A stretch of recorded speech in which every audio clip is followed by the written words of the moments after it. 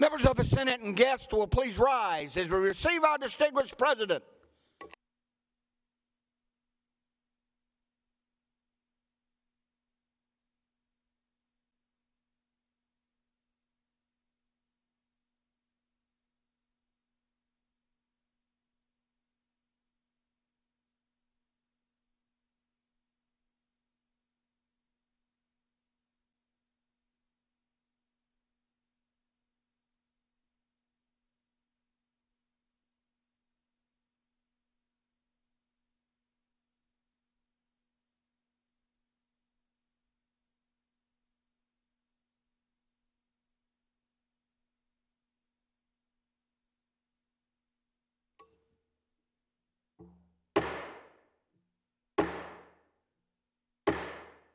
The Senate will please come to order. Members and guests will remain standing while we're led in our devotion by our chaplain, followed by the Pledge of Allegiance. Chaplain. After several earlier visits, we are told that the Lord came and stood there, calling as at the other times, Samuel, Samuel. And then Samuel said, "Speak, for your servant is listening." From 1 Samuel chapter 3, verse 10. Friends, bow with me in prayer, please. We are fully aware, O Lord, how much indeed is expected from these servants of yours, each of these senators and every staff aide, individuals who have chosen to work here in the Senate of South Carolina. Indeed, the roles they have taken on in serving the people and tackling issues, often problems that are varied and frequently challenging, how great indeed do all of these individuals need your guidance and blessing.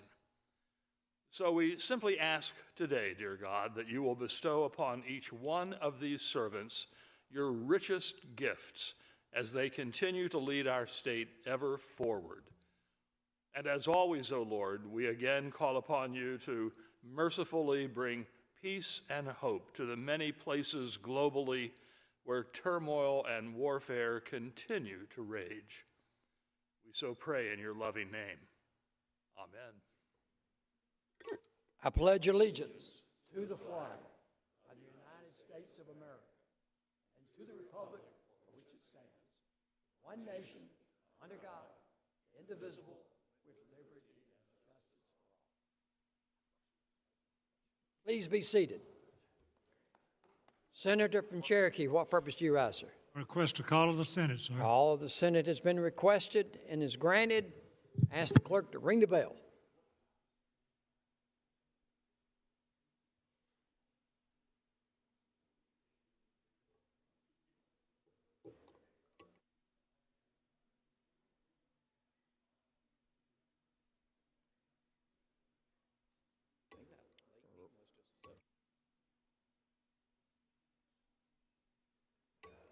Reading clerk will call the roll of the Senate to record your presence.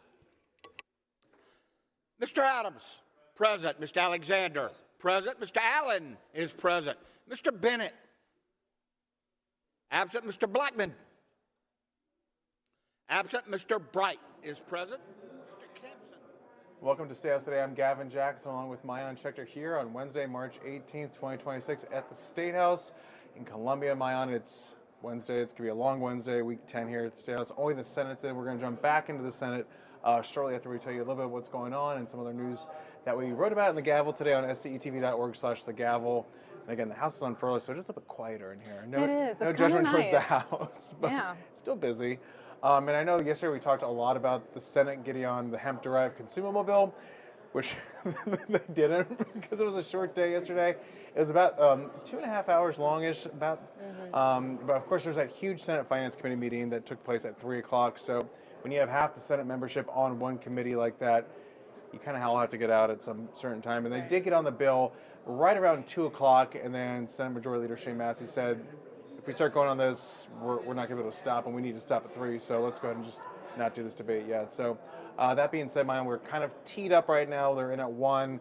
The Senate Majority Leader did say it's going to be a long day. There's a lot of complicated amendments when it comes to this bill that, again, regulates THC, hemp-derived THC products in the state. Right now, there are no regulations on that, and the bill that they're debating right now came over from the House last year. That would basically, that when it came over from the House, it was basically just to limit who could consume and purchase these products to people 21 and over. Right now, that bill has been amended substantially, and it also includes, milligrams and ounces for what kind of drinks folks can purchase and consume. It also limits other consumables like gummies, prohibits other synthetic derivatives like Delta 8 and Delta 10. So there's a lot in this bill right now. We also saw the Senate shoot down an amendment last week that would do a full outright ban. So that's kind of the state of play right now. We're told there's amendments dealing with on-premise consumption where you can drink these Delta 9 drinks essentially at restaurants and bars. That's going to be a little tricky, it sounds like, because it's not in the bill right now. We also are talking about gummies, which are very popular as well. Those aren't in the bill right now, so there's a lot to be debated. And you were talking to the Senate Majority Leader, Shane Massey, yesterday about just how if they do put some of these amendments into the bill, it would substantially change it, and it could possibly sink it. Because, again, that full outright ban failed last week, 18 to 22, so it's a very slim margin. What else did you take away from your conversation with Massey? Yeah, I mean, all the votes that they have taken so far have been by a very, very slim margin, including the amendment that would have put everything inside liquor stores as opposed to some, depending on their milligram inclusion. But yes, I think you're going to see a big debate around the gummies, right? You're going to see a big debate around the on-premise consumption. Those could be very, very close votes. Senator Massey said that we could also have a debate around medical use. Now, that could be part of the gummy conversation, or it could be something separate. Of course, last week, Senator Tom Davis teased a bit that if we're going to talk about medical use, we can talk about or try to talk about medical marijuana. His bill has been stuck in committee, of course, while it has passed the House a couple of times. Senate. Excuse me, thank you, Senate. He's in the Senate. While it has Tried passed, to, yeah. right, thank you. While it has passed the Senate a couple of times, it has failed to move anywhere in the House. And so obviously this has been a years-long effort for Senator Davis trying to get medical marijuana legal in a very narrow capacity here in South Carolina.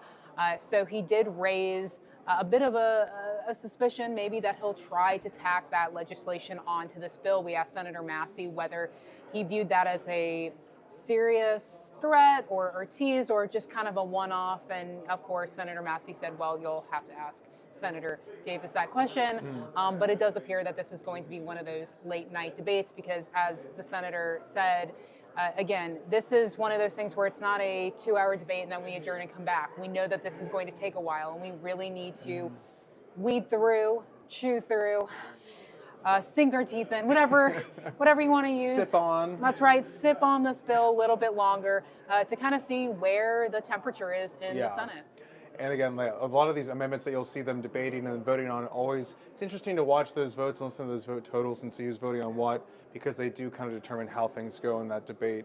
And then they always throw in some other ones like, let's adjourn, et cetera. Like it's always these little parliamentary games that we see being played. But it's also interesting too, we heard from SLED Chief Mark Keel today in a press release from SLED on a different matter, but he was talking about THC-derived, hemp-derived THC products because in light of some raids that SLED and other local law enforcement have been doing on some of these vape shops, on some of these smoke shops, where they have discovered some products that do have elevated levels of THC, some not from hemp as well, some actual marijuana-derived THC, which again gets conflated with what's going on here with hemp because this is under the 2018 Farm Bill. Of course, they call this a loophole. It's a legal loophole. That's just how the law works, and that's what's going on, and that's how these products are available for sale. But Mark Keel, who's over SLED, said these high-potency products pose a real risk to our citizens, especially our young people. We must take appropriate action.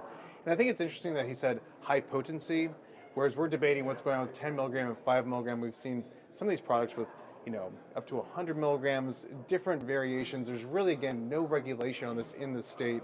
So it'll be interesting to see if some of those comments make their way. And we've seen some pushback from some folks against SLED Chief Mark Keel because they say he's been overstepping his boundary as a state law enforcement officer. Right, absolutely. And I mean, I think you can put this in the bucket of those who have been opposed to this legislation for a long time, the state GOP, other more conservative, particularly Christian groups that have spoken out against the legislation. SLED Chief Mark Keel has been very actively against any kind of legalization of really just about anything, but particularly as we talk about hemp products. And he's been talking about it for a very, very long time. And so I'm not surprised by this statement. It obviously was tied to another matter that he used to kind of put the issue out there, right, before they're about to tangle up in this debate. I would be shocked if we did not hear about it on the floor. And then, Mayan, to that effect too. I mean,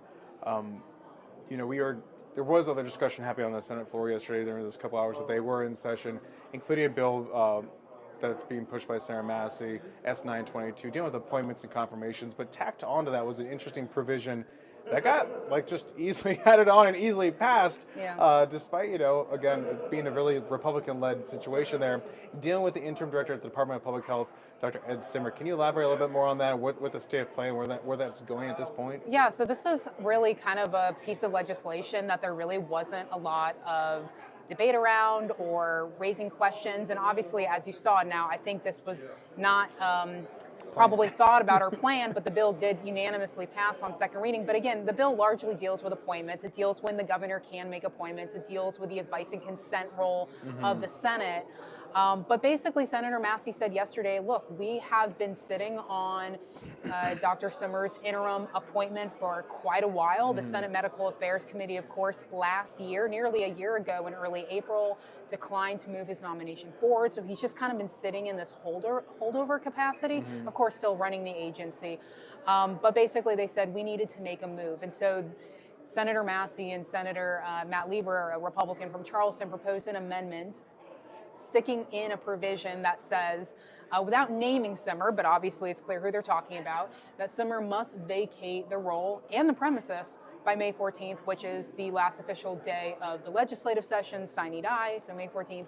But it also says that Simmer could not be named as an acting director. It's got to be somebody totally different than Simmer. Now, of course, this is kind of the issue, right? Because when Simmer was first appointed to the department, what was formerly the Department of Health and Environmental Control, he was confirmed in 2021. That was after extreme leadership turnover amid the COVID pandemic. It took a really long time for Dr. Simmer to even be found and then confirmed in the first place.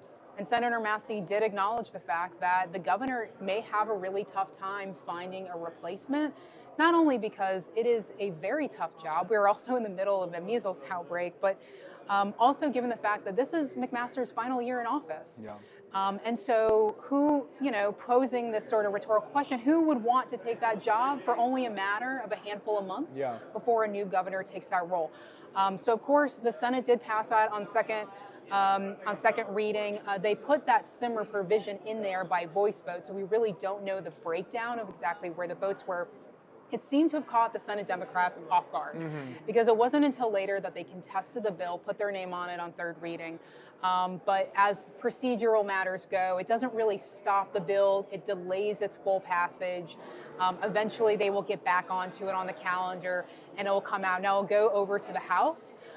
The House may not have been super inclined to give the Senate so much pass on a bill that deals with their advice and consent, but this kind of maybe sweetens the case because we've heard a lot of the same rhetoric around Dr. Simmer and his interim capacity in the House as we have heard in the Senate.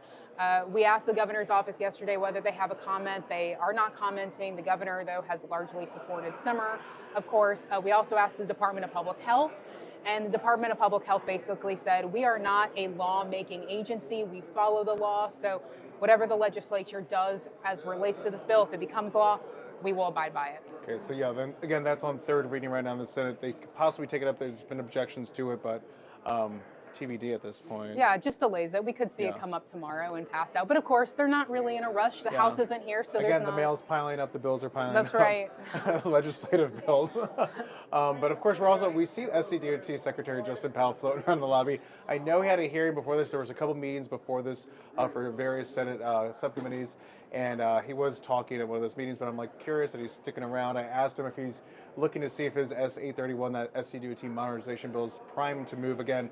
That got perfunctory second reading, which is typically the time where you actually get the major vote. They carried that major vote over to third reading, and that's still on the calendar right now. There's some amendments still floating around too, so possibly that could shoehorn in ahead of this big debate on H3924, the hemp debate. Again, we were told it's going to be a long day. Hopefully you're going to stick around for the whole duration of it. We're going to be here.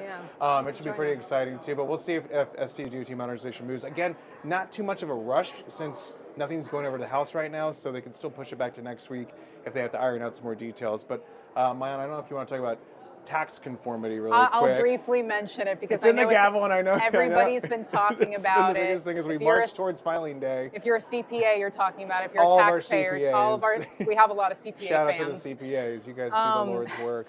Despite the fact that lawmakers have been adamant repeatedly, both to us and just in conversation, that they would not be taking up tax conformity this year because they passed the income tax legislation. Right. It does very well seem that tax conformity is going to be on its way to the governor. The House, of course, passed it after they passed the budget last week.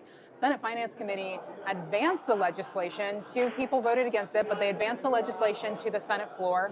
And Senate Finance Committee Chairman Harvey Peeler said, he feels like we've got to get this done this year. Again, it's a costly bill. House Ways and Means Committee Chairman Bruce Bannister said that with the income tax legislation, it's not as costly, but it's still over $200 million in a one-time cost. Yeah. And again, the budget does not account for that or the income tax legislation as But it looks like one-time right you can now. take it from those one-time dollars if there's more of an excess of perhaps You just for this could, year. and it will be interesting Not to see. budget for anybody, but Right, it'll be interesting to see what the Senate winds up doing with the budget because obviously they're going to have to account for all these tax changes. But yeah, so if you care about tax conformity, which again, we all should. we all should. Let's be real. This is a bill. Typically, it does not really get any headlines year after year. Yeah. It's getting a lot of headlines this year because of the fact that the income tax bill was passed and changed, but also because of all the changes that occurred in the federal so-called One Big Beautiful bill signed by President Donald Trump last year. And so this would obviously conform our tax code to that. But again, for 1 year. That's Yeah. all it would be for 1 year. Well, and it's interesting to see the internal fights going on too. I mean, you have Senator Sean Bennett, who's Republican, talking about this, not in support of it. No. And he is quite the tax guru, go-to guy. And then you have the Senate Finance Committee Chairman Harvey Peeler saying, "Okay, let's Right. tack it on with all the homestead exemption increase and the increase in the reduction of the personal income tax rate." Right, and we've talked about this before. I don't think it can be completely ignored that the House, of course, passed this legislation after saying that they weren't going to take it up until after the April 15th deadline. They did it right before they went on furlough and right before candidate filing. The Senate doesn't have the same issue. However, they obviously are hearing a lot from their local CPAs and fellow constituents. But we don't expect that to hit the floor here until, I mean, it's going to be next week probably. Yeah, probably a next week Because that's case. going to be on the calendar and work through that too. So, okay, well, I guess we will see what's going to happen here. More to come, of course, especially when we start talking about budget, dollars and cents. It gets a little bit more complicated. Of course, the budget, which was passed last week, like Maayan was saying, by the House is over in the Senate Finance Committee.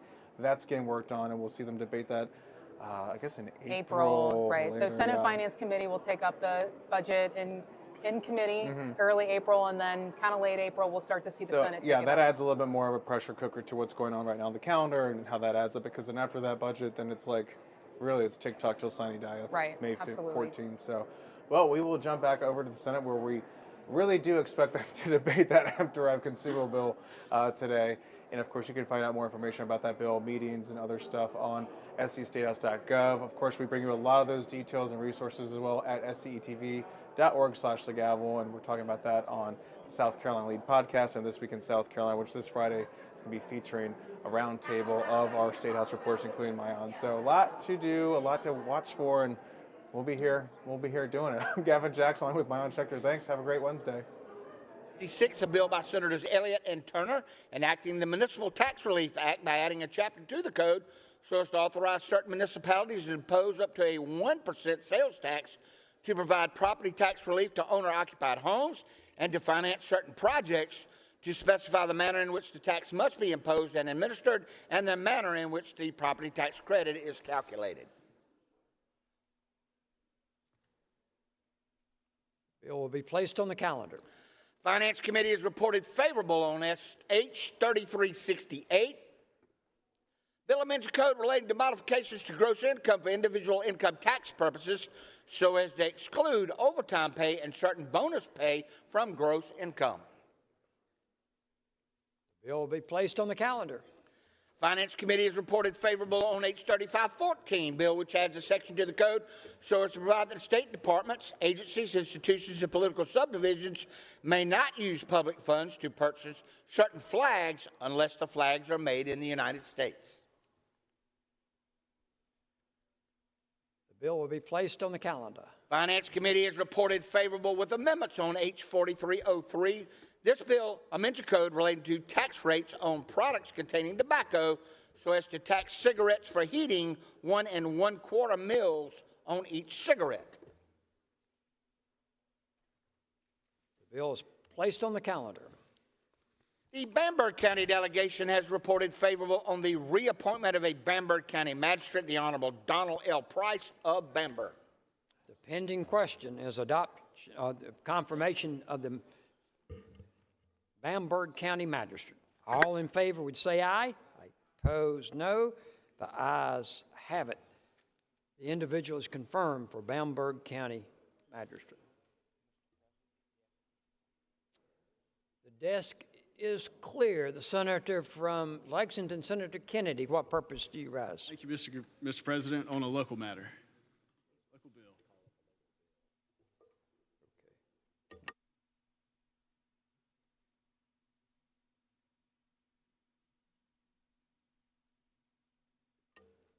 We're now, are there any local bills? Senator from Lexington, Senator Kennedy, what purpose do you rise? Thank you, Mr. President. It's local bill 1020, Lexington County partisan elections for school boards, District 1, 2, and 4. Second reading of that bill under that second reading category. Local calendar S 1020. Question is second reading. Lexington County delegation. All those in favor would say aye. Aye. Opposed, no. Ayes have it. The bill is given a second reading. Thank you, Mr. President. Senator from Beaufort, what purpose do you rise, sir? The purpose of requesting that we take up H 5182, a local bill on second reading. We're still in the local calendar. Second reading, H 5182. All those in favor, please say aye. Opposed, no. The ayes have it. The bill is given a second reading of the Senate. Are there any other local bills, any other requests for local bills?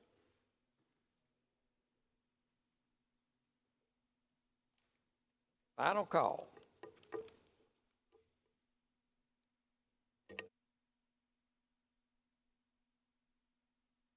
Hearing none, we now go to the category of interrupted debate on page 4.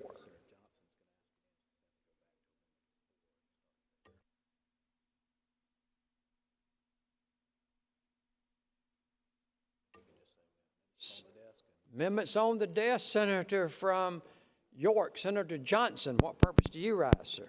Unanimous consent request. State your request, sir. Unanimous consent to go to Amendment 4A. Is there objection to the unanimous consent request to go to Amendment 4A? Hearing no objection, so ordered. The reading clerk would please publish Amendment 4A.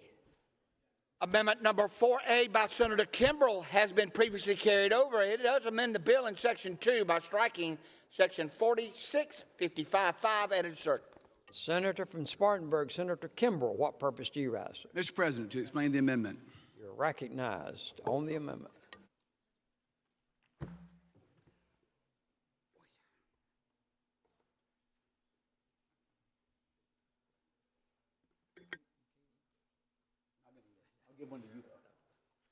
Senator from Spartanburg, Senator Kimbrell.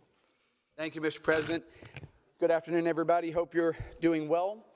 I know this is obviously going to be probably a longer day than the last couple of days, but today this amendment I've got before you, 4A, has been the work product of a number of people for quite a long time. And I'll start with a story that I think is kind of illustrative of why I chose to offer this amendment today. On Saturday morning, back home in Spartanburg County, I got a call, late Friday night, asking could I see a veteran on Saturday morning.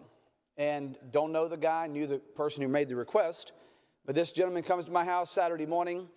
He's 30 years old and had served 2 campaigns, been deployed twice to Afghanistan. prior to the withdrawal from Afghanistan under the prior administration, and told me that he had been suffering for quite a long time. I'm not going to use his name, but essentially made the point that he was suicidal and on numerous occasions came very close to taking his own life, is suffering from extreme post-traumatic stress disorder. Both of his knees are shot to the point he was in the airborne division.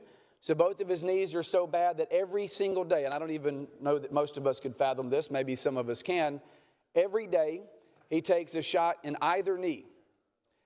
It's a prescription, I don't remember what it was, but every day he's having to take a shot in either knee just to walk.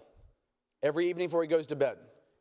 His back is so messed up from all the jumps out of planes, particularly in a war zone, that he has a very hard time even standing upright. He's got a 4-year-old little child, and every time the 4-year-old jumps in his arms, he basically collapses into the floor and has had to tell his wife that he is essentially no longer able to have the kids jump on him. That's pretty difficult at 30 years old. He's been through a number of applications with the U.S. Department of Veterans Affairs, and I'm glad to tell you, on a related note, that our Spartanburg County VSO, our Veteran Service Officer, didn't know about this individual, did not know about the situation. He didn't know where to go get help. He applied multiple times to the U.S. Department of Veterans Affairs to try to get help. $400 a month he spends on medication out of pocket. I think I counted like 12 pills in the photo, 12 jars of pills in the photo he took from his own kitchen counter. And we finally got him some help, got him in contact with somebody who can help process the application and try to help him with the VA. But one of the few things he ever does that helps him to actually get some rest and sleep more than a couple hours a night is alternative medical options. And that includes the hemp-derived gummies that are available now. Now, look, we've had a pretty robust debate on this already. The senator from York's done a great job up here trying to explain what's going on with this bill and where the parameters are. But we've obviously already rejected an amendment that said we would ban all THC beverages. We didn't ban them. We regulated it. And in my view, if we're going to have those same limitations of the 5 milligrams and 10 milligram beverages, it's kind of nonsensical and inconsistent to say that we're going to make sure nobody can take the gummies. Some people don't want the drinks. Some people don't want them. Now, I've heard everybody, I've heard the debates, I've heard the parameters. By the way, I'm already camped out up here with all of you. This is a non-THC Dr. Pepper Zero, okay? So I'm preparing for what I expect will be a long series of questions. I have friends on every side of this issue. I do not support, and never have, never will, medical or recreational legalization of marijuana in our state. I don't want to smell the wacky weed walking down Main Street any more than most of us do. That's not what this is. I've heard a lot of people say, well, y'all about to legalize recreational marijuana in South Carolina. Look, I've learned an awful lot just being on the full committee. I was not on the subcommittee, but just being on committee for this, about the differences between hemp-derived THC beverages and supplements versus full-blown marijuana supplements. My understanding is, and I think we've heard it said in here over the course of these last several days of debate, you would have to essentially drink 10, 15 cans of the 10 milligram ones, or 50 or 20, whatever, 25 of the ones that are 5 milligrams to get to the point where you even arrive at what smoking a joint would be like. Now, I want to be clear, I've never smoked a joint. I want to point that out. Maybe I should say it like this. I hear you, Margie, Senator.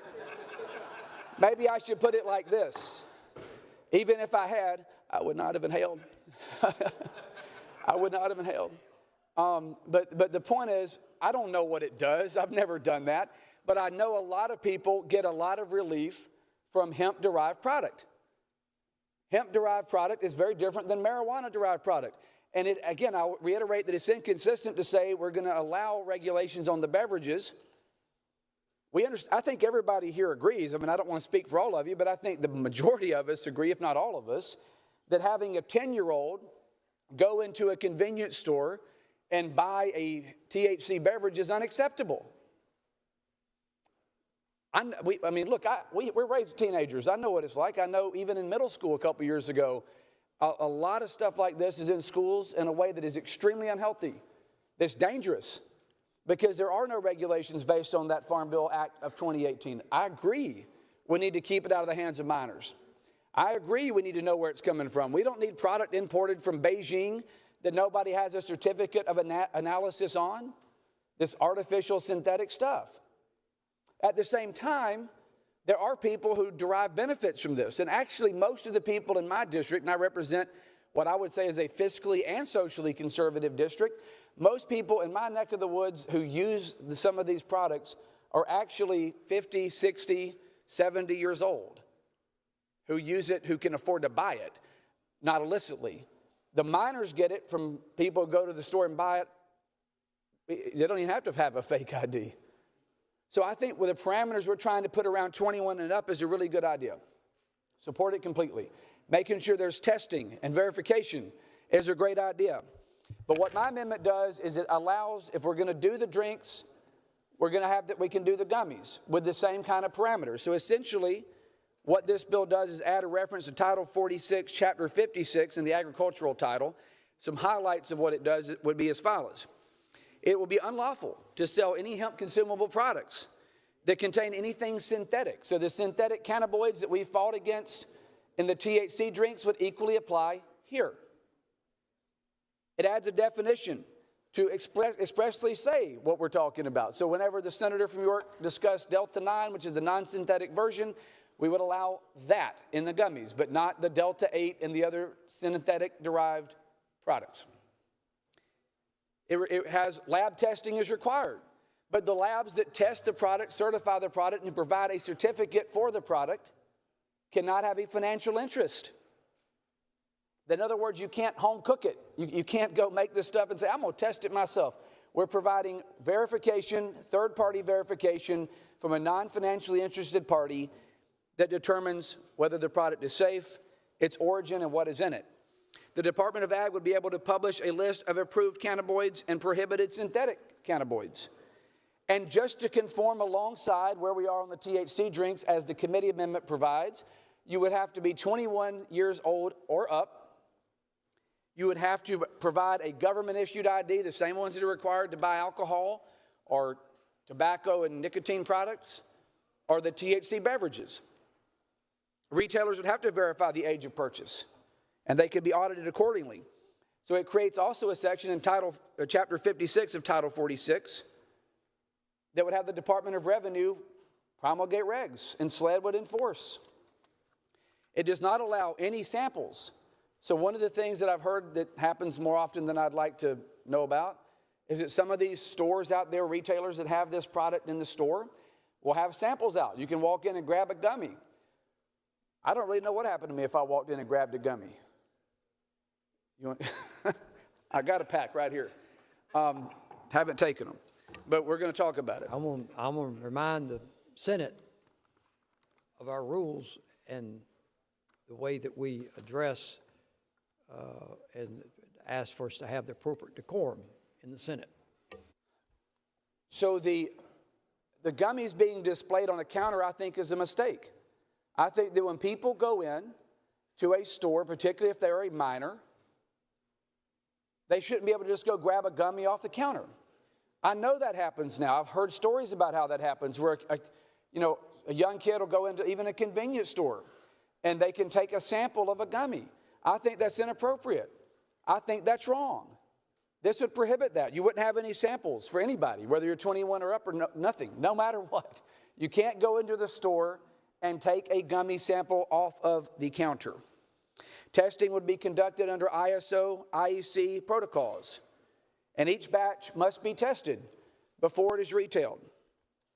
There's no marketing to kids. This amendment would have no marketing to kids. I know we talked about that even during the medical marijuana debate, that essentially we don't want to try to incentivize kids to be more interested in the product than they already are. So you can't have like gummy bears on the cover or fluffy characters or whatever to try to market to kids. It has to be professional packaging that doesn't have an interest toward minors. I believe that ultimately this is the best way to not go down the road of just complete prohibition for products that help some folks that need it, but also make sure we provide the safety parameters and protocols around gummies that we're going to do around the THC beverages. I don't believe that it's an acceptable outcome that we would deny people like the veteran I saw on Saturday morning the opportunity for relief. At the same time, I believe it's abhorrent and unacceptable that minors can get access to it. I have in my hand here, all of them are still sealed, okay? I haven't had any of these, I don't take them. But this is an example of what we're talking about. This is a professional outfit based here in South Carolina. They use non-synthetic cannabinoids. And this one is actually gummies. It's a broad-spectrum hemp supplement made by SunMed. And this is, you obviously see the packaging. There's nothing on here that's appealing to children. It looks very professional and frankly medical. And it's designed for that. A lot of these substances, I've got several cans down here of different types for sleep aid, for anxiety and stress, for other medical conditions, including if you have stuff like chronic cancer or other chronic diseases. This is tested in the state. Each one of these has a certificate of verification and analysis, so they know what's in it. It's non-synthetic, and it's properly sealed and packaged. I believe that should be the standard. This should be the standard, not the ones with panda bears on the cover that's targeting middle school kids.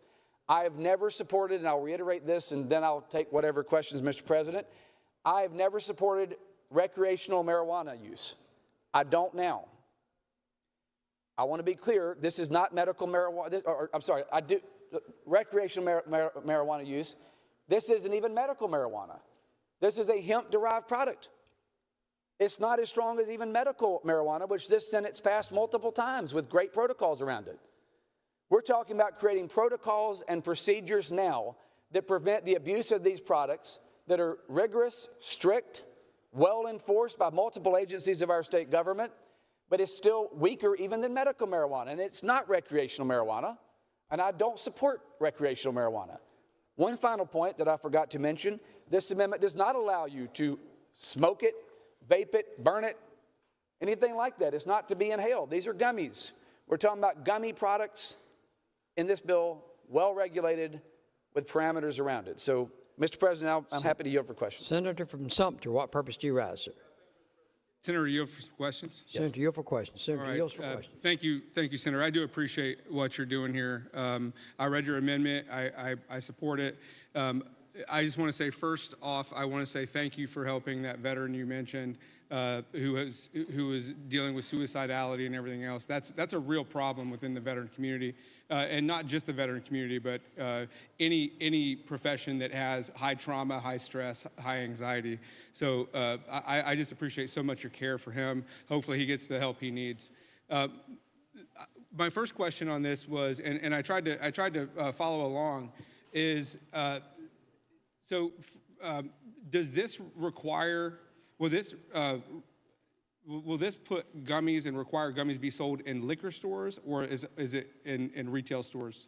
No, and I appreciate that question, Senator. It is not required to be in a liquor store. I mean, one of the things that I know right now, if I've got my numbers correct on the number of stores around the state that provide these products, it's around 8,000. So you would essentially shut down 8,000 stores. If we just prohibit it now, 8,000 stores are gone. In fact, I always like personal stories, right? Because everything's academic until it becomes personal to somebody you know. So I shared the story about the veteran on Saturday. I can also tell you that I had a store owner, and they run, and I know where this store is, by the way, because I think it's often portrayed that every one of the stores that sell these is somehow like a seedy establishment that's smoke-filled, and marijuana just pouring out the windows, and everybody there's bad. I'm sure there are some. I mean, I know there are some. There's also a lot of people who have really classic retail establishments that aren't doing anything that's nefarious or seedy or, whatever you want to call it. One of the store in question, this gentleman and his wife, semi-retired, and decided they would open a store for organic and natural medicines. They have cigars, I think, too. That's not a medicine. I guess that's just a medicine on the golf course. But, I mean, it's a classy store. I've actually been by there. It's clean. It's well lit. It's in a strip center with a tax preparation service. And I think there's a restaurant in there. It's right by the Chick-fil-A. It's not some back road in a rough neighborhood or whatever. Okay, And they put money into this. They invest because they were allowed to do it. I mean, they hired lawyers who said, yeah, under the federal code from 2018, you can do it. So they opened the store. And now he emailed me the other day saying, I guess we're going to lose the store. We're losing it. We're going to lose it all because a lot of his income comes from this kind of product, like stuff like this. And he said, I guess we're just going to close down. So can you please email me in advance so I can prepare what I'm going to do for the rest of my retirement and how to get out of the lease. So no, I did not require it only to be in liquor stores. Well, I appreciate that, Senator, and I agree with you. And for those reasons, but also for some other reasons that, most folks I speak with in the veteran community that use these products, they don't want to smoke marijuana. They don't want the smell of it. They don't want it in their communities. They're not interested. I respect that. However, on the other hand, is they are claiming that they get, as you mentioned, as you stated, benefits from this. So my next question would be, and you probably stated it, I'm not sure if I caught it, is there a dosage limitation on these gummies that Yes. you're Yeah, we putting in? tried to trick with the THC drinks, right? Okay. So instead of having, look, I know some of these that, like, I think this one's a little stronger than that, but we're trying to get it to where there's a dosing limit. Understood. To where you don't have like a 40 milligram gummy. I don't know if there is such a thing, but if you took that, it might be a little, a little woozy. I understand. But yeah, we're limiting Awesome. dosage. So it sounds to me like you're aligning it with the beverages that we've already determined. Senator, I can't hear you very well. Oh, sorry. Maybe we get some order. Thank you, Mr. President. Ask the Senate to please be in order. Blaine could not hear. Thank you, Mr. President. We're So it sounds to me like this amendment is putting these gummies in line with the drinks, which this body, with its expert testimony in the subcommittees and the committee, has determined that 5 milligrams is not intoxicating to a degree that it's I won't say unsafe. I'm not qualified to make that determination, but it's not so inebriating one dose that it's going to knock someone on their off their feet. No, that's my understanding too. Look, again, just because I don't use them doesn't mean I don't support other people to have the right to do it under parameters. I don't. So I couldn't tell you what a 5 or 10 milligram gummy would do to me. Yes, sir. But my understanding is based on the discussion on the beverages, that a 5 milligram drink is somewhere in the neighborhood of a beer, and then a 10 is probably a little stouter than that. You got to know your limits, just like with anything else, right? It's just like we talk about alcohol. Okay, having a beer is not a problem. Having a glass of wine at a bar is not a problem. Having a bottle is. Having 45 beers is.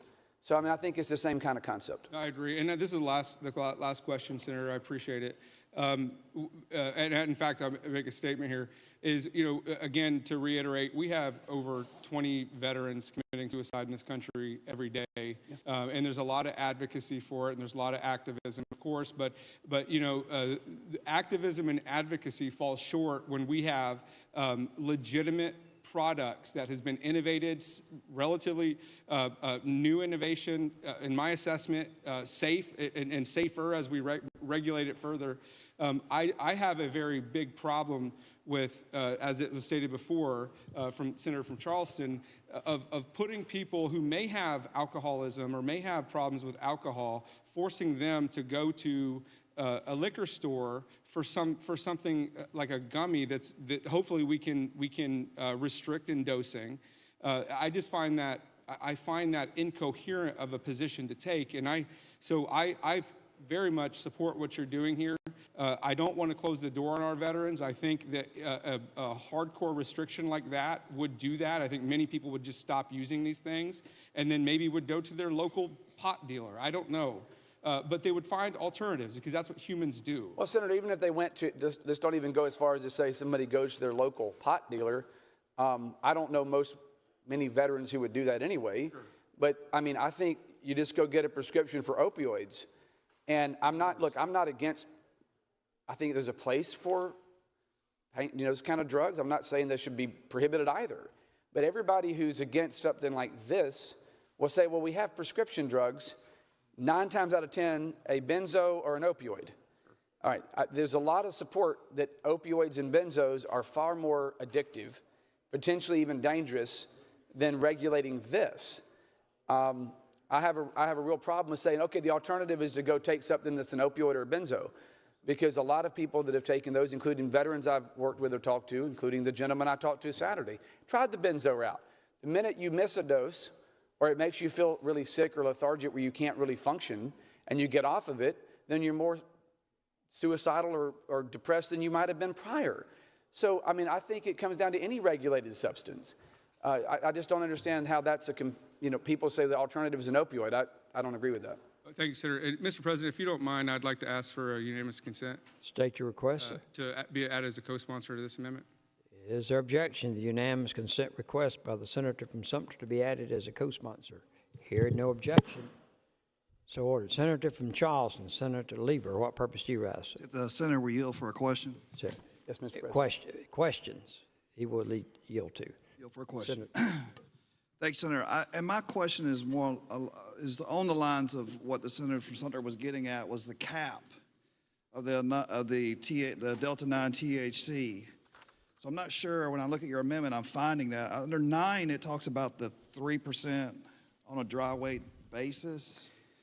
Yeah, it's the dry weight basis of what you can put in it. So it's not the size of the gummy itself, it's the limitations on how much of the substance is in it. And then you can't, I'd have to find the exact page, I can read it off, but essentially you have a dry weight basis limitation with no, it's 0.3% Delta 9 THC on a dry weight basis and contains no synthetic cannabinoids. So in other words, you can't compound it, you can't mix it with nicotine, you can't put alcohol in it, and you can't add multiple substances together, but it's a dry weight basis calculation. I don't know. I know you have constituents that you're representing with trying to get this amendment in with adding the gummies. And I, on principle, I agree with you. I think with this bill, we're kind of creating another monopoly when we're talking about just drinks. And so, with the gummy and the other products where you can legally ingest this Delta 9, why are we just limiting it to drinks? Fundamentally, would you not agree with that? Well, I mean, obviously, I'm offering this amendment because I don't think it should be limited just to the drinks, right? I mean, I think if you still got a limitation that you can't just, for lack of a better way of putting it, blow somebody's head off with an overdose or whatever. Yeah. By the way, to my knowledge, there has not been, with the non-synthetic cannabinoid, I'm not aware of any fatalities. No. So we go back to opioids and other things. There's more fatalities with that than this. But, I mean, I'm not saying just go put an unlimited amount in these things, right? There's got to be some parameters. That's sort of my only concern would be that I'm not sure that we are putting a cap in this. I know that when discussion of the bill, we were talking about 5% here, 10% here, and we don't want 100% or 100 milligrams. So I just want to make sure that if we're going to talk about this, that we're clear. Well, the amendment and the statute. And Senator, as I just pointed out, and it's got a percentage limitation, so I don't know that you're going to weigh the gummy per se, right, and say it weighs this much or whatever, but there's a limitation on the dry weight basis of what can be injected in it. So in other words, the cannabinoid product is limited on a dry weight basis per the amendment. It's not open-ended. So I just want you to know, I fundamentally agree with the idea that we don't create a monopoly just with the drinks and we consider these other products. I think we might need a little more discussion on making sure we cap it correctly. Sure. Yes, sir. Senator from Beaufort, what purpose do you rise, sir? If the senator would yield for some questions. Senator yield for questions. Yes, Mr. Senator yields for questions. Senator, as I understand your answers to the senator from Charleston's questions, in this amendment, there is a restriction in regard to 0.3% on a dry weight basis. Is that correct? Yes, sir. Is that the only restriction there is in regard to what a gummy can contain? Under the amendment as written right now, we're waiting, but doing it on a dry weight basis. Yes, sir. Okay. I mean, let me rephrase if I might, and say what it can contain. It cannot be compounded with other cannabinoids, and it can't include nicotine, any alcohol, anything of that nature. I guess my question is this, is that in regard to the bill as presented, in regard to the beverages, it's my understanding, having heard the explanation from the senator from York, is that it allows basically two types of beverages. There is a beverage that has 5 milligrams per serving and a beverage that has 10 milligrams per serving. Is that your understanding? That is my understanding, yes, sir. And those particular beverages are derived from hemp, which has the dry weight restrictions that you've talked about, the 0.3% on dry weight basis, which is authorized by the Federal Farm Act. Is that correct? Yes, sir. I guess my concern would be this, is that the restriction in regard to 0.3% on dry weight basis, I think that clears your skirts of the federal restrictions, and I think it makes it legal from that standpoint. But did you know that as a practical matter, that you can take that 0.3% dry weight and by converting it then to something that is infused, you can have 10 milligrams, 50 milligrams, 100 milligrams, 200 milligrams. I mean, it's possible to have that amount of concentration. And did you know that I agree that medications or gummies or products that have percentages of THC can be medicinally beneficial? I agree with you in that regard. But did you know that in the bill that I drafted that's in medical affairs that talks about medical cannabis, let's just talk about that for a moment, that there is a doctor's authorization on the front end so that a doctor is involved in authorizing a patient's use, and there is some built into what the doctor can authorize or not authorize, is a discussion of what levels of THC would be medicinally beneficial. Were you aware of that? I'm aware of that. I mean, one thing, Senator, that I'm reluctant to do, and I'm in this, you know far more about, you've done more research on this than anybody I know. I'm always reluctant to compare a hemp-derived THC beverage or gummy to the medical marijuana, just for the point I made earlier, which is, and I understand where you're headed, and I want to continue our exchange.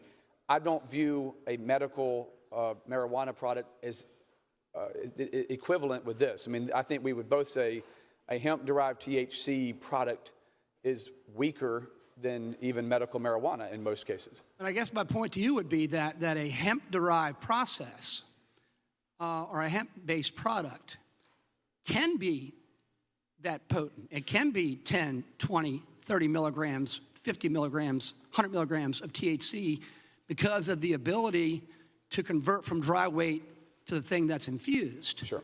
And so I guess when you're answering the questions from Senator Charleston, whether there are caps, and I may be okay with this, quite frankly, because if somebody wants to go and purchase a product, and I'm with you on that. But I just wanted to be clear that in terms of what can be offered out there, in terms of the concentration of THC, that just want this body to realize that the dry weight restriction that you're talking about, 0.3% on a dry weight basis, does not functionally translate into any meaningful cap in regard to the amount of THC on the finished product. No, and I follow what you're saying. I mean, the dry weight restrictions, we're trying to limit it being the higher percentage of the product as a whole.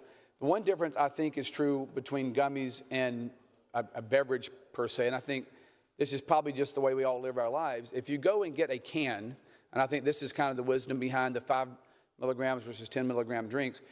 Most people assume if you get a can of anything, like the Dr. Pepper Zero I have behind me, that can is a serving. I think most people don't read the labels on that. This product, if we do the labeling requirements and all the things I've prescribed in this amendment, no pun intended with the word prescription or prescribed, I mean, you've got limitations, you've got guidelines on the supplement facts, how to use it properly, what the dosage would be. I think that is a difference between taking something that you largely view as therapeutic versus drinking a can of anything.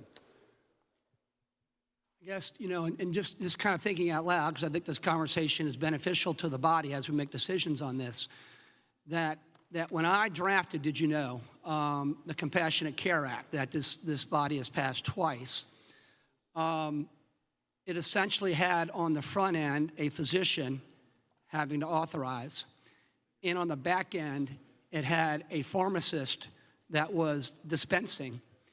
And did you and I worked that, together on that pharmacy amendment, I recall. Yeah, and did you know that in talking to the members and in listening to their concerns, and that's how that language got developed, they wanted there to be medical professionals on the front end and on the back end when you were talking about having a THC product made available to individuals. And did you know that I'm philosophically where you are in terms of, look, I mean, I fundamentally believe that, like John Stuart Mill said, my freedom to swing my arm ends where your nose begins. So that if what I do affects somebody else or hurts somebody else or causes danger to somebody else, that's a legitimate pretext for government action to constrain my behavior. Sure. But that to the extent that I'm doing something that only affects myself, that classic liberalism, or that government ought not to intervene in that. And I think you and I basically agree with that fundamental premise. And really, that's the premise for classical liberalism or conservatism, is constraining the state's role. And so, did you know it's always been a bit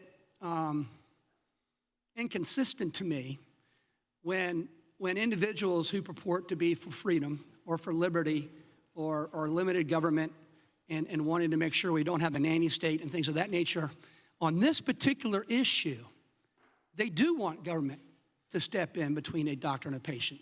They do want government to constrain individual liberty. And did you know, Senator, that I think that's mostly for cultural reasons. I think a lot of individuals who came of age maybe in the 60s and 70s have certain cultural views toward marijuana.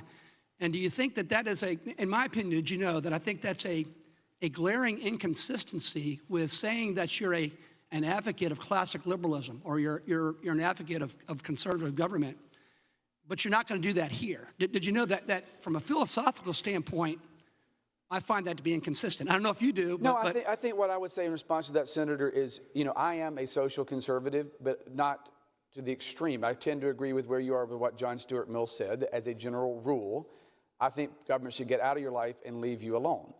Now, there are exceptions to that, right? Obviously, I'm a pro-life guy. I believe in defending life in the womb. I don't think that we should have, and I'm not by any means suggesting you think differently on this. I'm just pointing out examples of where I think there's a limit. I don't support, allowing hormone replacement therapy on minors and giving them purient materials, things like that. I've thought about that in here a lot. I tend to be, social conservative, yes. But I tend to be, when you're a grown person and we put parameters around it to provide some reasonable protections to where you're not going to hurt other folks, and you're not going to be able to, obviously we just passed a pretty strong DUI bill. You can't eat a pack of gummies and go drive. That's why we did the blood draw in that provision as you proposed. So I believe there are restrictions and limitations to ensure the freedom and liberty of others. One of the reasons I've been more reluctant to want to say this needs to be prescribed or in a pharmacy or whatever else, or even take it out of the stores that exist now, is because I do view this as your personal choice. Obviously, with limitations. We don't give it to 11-year-olds, don't give it to a 10-year-old, don't let them go in there and take a sample. And obviously, don't take a pack of these or 4 drinks and drive. I believe all those are reasonable limitations. And by the way, if we pass nothing here, or we go to, I think it's either or. You pass nothing because we can't agree, or we go to totally banning everything to where it still may be dead when it crosses the hall, and then you're back to 10-year-olds buying it. I go back to what I've always said: don't make the perfect the enemy of the good.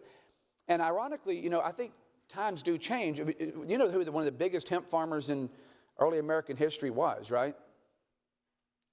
Let me guess. Is it Jefferson? Washington. Oh, Washington. Everybody would think it might be Jefferson. He might have been more likely candidate, but Washington was. Okay. I don't think anybody thought Washington was a pothead. Let me switch our conversation a little bit, and I'm going to vote for your amendment because I philosophically believe, as you do, in regard to this notion of individual liberty and choices. But did you know that in the course of getting the 2 earlier iterations of the medical marijuana bill passed, I had to make some concessions along the way to pick up votes from Republicans, quite frankly. Were you aware of that? Yeah, I was participating in those debates, yeah. And were you aware that one of the concessions was, or not concessions, but one of the ways I picked up the votes from many individuals was by establishing on the front end a very rigorous doctor-inpatient diagnosis and authorization for the use of cannabis, because it was felt like that THC is something that can be dangerous. THC is something that can be abused. As others have pointed out, THC is something that can cause harm. And did you know that having a doctor's authorization on the front end enabled me to pick up some votes because you had that professional consultation, and because, quite frankly, a lot of people respected the sanctity of the physician-patient relationship, that kind of building that out and talking about how that was the cornerstone for authorizing the use of a THC product provided them with some assurances. Were you aware of that dynamic and how through the course of the debate that managed to pick up some votes? Senator, I'm aware, and here's, I'll go back and I have a few things I'd like to respond to that with. One is I keep wanting to reiterate, and I know I think we agree on this, but that because I've heard it portrayed this way, that these THC drinks or gummies is legalizing recreational marijuana. It is not marijuana. It is not legalizing recreational marijuana. I want to drive that point home. I want to be very clear about that because I know you're not saying that. The comparison's been made by a lot of folks that we're legalizing medical marijuana or recreational marijuana. Not true. At the same time, and I understand what you had to do with medical cannabis. I remember that debate well. And I supported making it go through a pharmacy with something that is frankly much stronger than what we're talking about here. I also know, I'll go back to the example of the conversation I had Saturday morning. I would venture to tell you that that young man's probably not alone in being pretty frustrated with the traditional medical system. Now, I'm pro-doc and all, I'm not that. I'm saying there are people like that gentleman there, who very well may just say, I'm not going to go get a doctor's prescription for this. I'm not going to a pharmacy to fill a prescription for these, for a gummy, and they just won't do it. So a lot of people, I'll even give the example of I don't think she'll get mad at me for saying this. I got an aunt who just turned 70. She still looks young, but she doesn't sleep all that well. And so she'll even drink the THC beverage herself, or even a gummy occasionally to try to sleep. I don't think she'll go to a doctor to do that. I don't think that's what she would do. So you're going to limit people having options to care that they decide on their own if we do that. Secondly, you might have heard we had a little bit of a measles problem in Spartanburg recently. Might have heard about that. A lot of that was because the skepticism of the medical community. I'm not saying it's warranted. Okay, I've pushed back pretty hard on saying that we should have nobody getting a vaccine for measles, but a lot of skepticism exists in a lot of communities. There are people who like naturopathy, alternative medical solutions, and I think that when we're not talking about medical marijuana, you're going to limit a lot of those people who get relief that's a therapeutic nature, not just, as I've heard it described by some folks, just go and get high. And one of the things that I wanted to talk about with you is that doctor-patient relationship. But I want to be clear, because in looking at your amendment, you do in fact do something more than just simply say 0.03% on a dry weight basis. Because in looking at this, and it's my mistake for not picking up the first time around, but you do recognize that 0.3 dry weight can be converted into something that's much more potent. And so you limit in here that the serving size contain no more than 10 milligrams. And that's what I originally answered to the senator from Charleston, if you recall. I mean, my thing is, I understand there's nuances to converting the dry weight to the liquid weight, as you mentioned, or whatever you do it. But we went through several iterations on this and did arrive at trying to conform with the limitations that exist on the THC drinks themselves. I think that's, and so I'm glad. I thank the senator from Charleston, Senator Lieber, for clarifying for me that your amendment does have that 10 milligram cap in there, because I was going to say that in the Compassionate Care Act or the medical marijuana bill, one of the things that we did is we capped out and restricted the amount of THC any product could have, irrespective of what the doctor thought was appropriate or what the pharmacist thought was appropriate. We capped it. But did you know that cap was several multiples higher than what you're proposing here? So this is much more conservative, what you're suggesting here. And Senator, if you look at page 21, for those if you're looking at it on your computers, it's on page 21 of the printed edition at least. It's section 4656-230. It's got a list of what you just mentioned that sold in a serving size that contains more than 10 milligrams of naturally occurring delta THC. It prohibits that. Can't be formed in the shape of an animal or cartoon character, again, trying to avoid appealing to kids. And it cannot be compounded or contain nicotine, alcohol, or any synthetic cannabinoid. And so now that we're on this 10 milligram, which is something I'm more familiar with, because did you know I have an amendment that is similar in terms of this, that there's considerable clinical and evidence-based medical information out there, because did you know that we've had medical cannabis legalized in the United States, in some states, for over 50 years? I mean, yes. California. Yes. And we're now where 40 states, 39 states and the District of Columbia legalize it for medicinal purposes. So my purpose of pointing that out to you is that there's a substantial track record out there in terms of what these things can do medically. Were you aware of that? Absolutely. And were you aware that there is a direct correlation between the availability of a THC-infused medication and the decline in the amount of opioids and opioid deaths? And again, this is just not...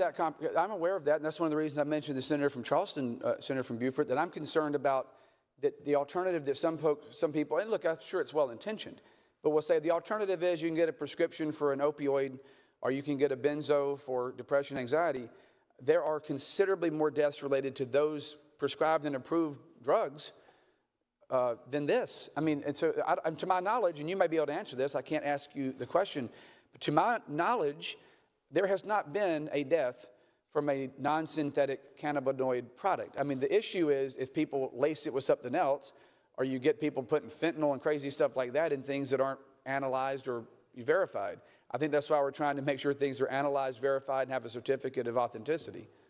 Yeah, and that's, that's come up, the fact that, that it isn't lethal. And in fact, I've done some research on that. And in order for a THC dose to be lethal, did you know that we're talking about 280,000 milligrams is what you would need? I'm pretty sure your bladder wouldn't hold that many cans of the drink, and I don't think you could eat that many gummies. Yeah, but I guess my point is, we're trying to make decisions that are in the best interests of South Carolinians and the health of South Carolinians. And so what I want this membership to be aware of is that there is conclusive evidence, not anecdotal, sure, but conclusive evidence that there's a direct relationship between the availability of a THC-infused medication and the amount of opioid use. Were you aware of that? Absolutely. When people have alternative options like we're talking about, like are in this canister here, you're less likely to go get a prescription for an opioid. That's true.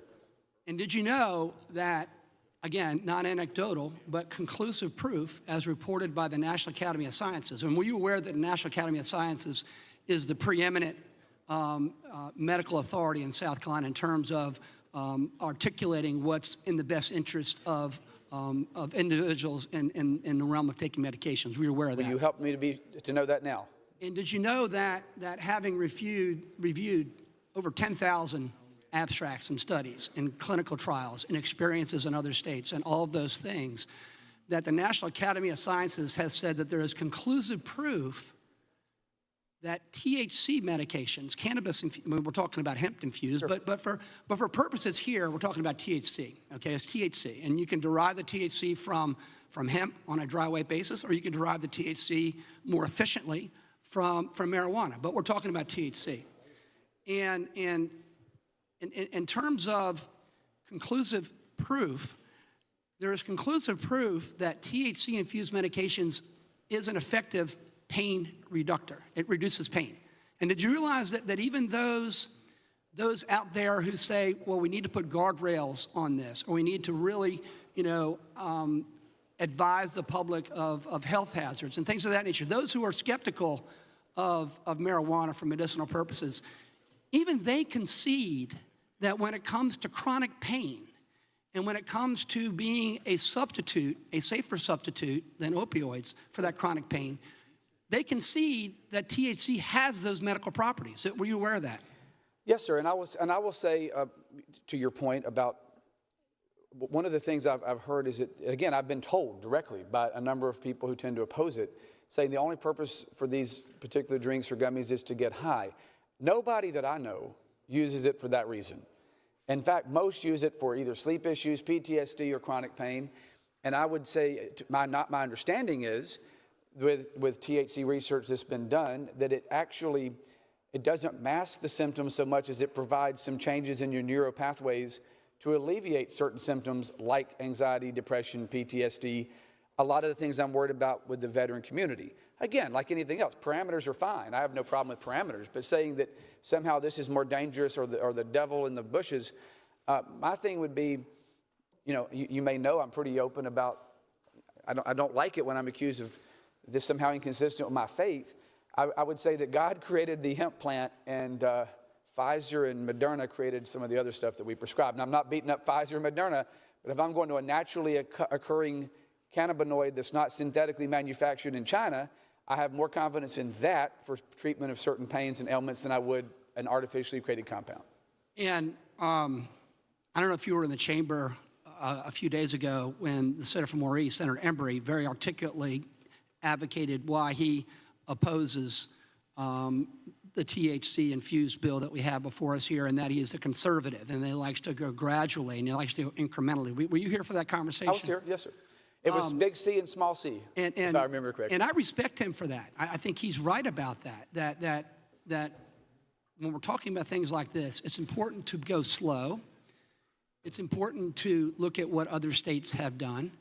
But did you know, Senator, that I think in the case of your amendment here, it is very conservative. It is very incremental, because you're only talking about up to 10 milligrams per serving, right? Correct, yes, sir. I mean, that's extremely modest. That's the limit on the milligram weight at 10% to basically comport with the limitations on beverages. So would it not fit the definition of this isn't a full-blown medical cannabis bill? We're not talking about THC levels beyond 10 milligrams. We're not talking about that here, right? And with your amendment, we're talking about 10 milligrams as a cap. Is that true? Yes, sir. And one of the things that I'm concerned about, we talk about, and look, I respect what the senator from Maurice said. I mean, we don't agree necessarily on this, but I respect his arguments, and he made a very good argument. I not only respect them, I agree with them in this case. I agree. I agree with him on. I'm saying the point is, when you talk about conservatism, I was going to get to that specific thing, not his entire remarks.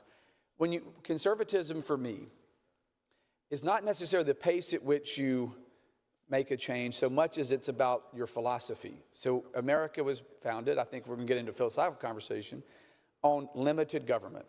In other words, we try our best under our set of laws and our Constitution, both at the federal and state level, to give people the maximum individual freedom that they can have. And that includes economic freedom too. And one of the reasons I've been reluctant to even go so far as to say, all right, we're going to pull these out of all the other stores that exist and put it only in liquor stores, is because the federal government, whether it's intentional or unintentional, I've heard people say it was unintentional, what's supposed to happen? Maybe, maybe not. But the point is, it did happen, and a lot of lawyers were hired by these folks, and they got pretty big paychecks to help them open stores like this, and now you have 8,000 stores in one state. If we say, okay, we don't want you to have it, we're just going to make it go to liquor stores, you're killing off 8,000 businesses. So I would say that's violative of a belief in a pro-business, pro-economic growth ethos, or believing in a person's right to earn a living. Would you agree with me that conceding that we ought to act cautiously and conservatively in this space, would you agree with me that having had the experience or being able to look at other states who have had legalized cannabis for medical purposes for some cases over 50 years, and the fact now that we have 39 states that have legalized it for medical purposes, and would you agree with me that we're in a position, as the Senator from Maurice said, to observe what has happened in other states and to observe what the effects has been on their citizenry? And would you agree with me that your bill reflects that conservative approach in terms of experiences in other states and a limited foray into this space for South Carolina purposes? Absolutely. I mean, what I have seen nationally when it comes to, let's just take cannabis policy more broadly. I mean, again, I want to say it again and again, I'm going to say it over and over today. I don't view these hemp-derived products as the same as marijuana. I want to be clear for everybody, the 5 people, I think Senator Rankin always says 4 people that watch, but however many do. It's essentially, you're looking at hemp versus marijuana. I think that's a clear distinction. That being said, cannabis policy broadly, the states that have had problems are the states that have done recreational legalization. I mean, you look at Colorado. I don't think Colorado's policies worked out that well for Denver.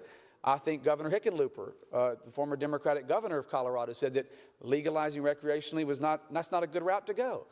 I've had very few states that I've seen any evidence from where a medical cannabis program or really restrictive protocols on hemp-derived products that we're talking about here have just led to people running down the street acting like crazy people. I mean, if we let everybody toke on Main Street with a full-blown joint, yeah, I'm not for that. We're not talking about that. The states that have implemented medical therapeutic processes for people to get care have had very limited, if any, negative externalities, whereas if you legalize it just for the point of, quote, getting high, which I've heard people be accused of on this, that is more of a problem, which is why we're taking the conservative approach.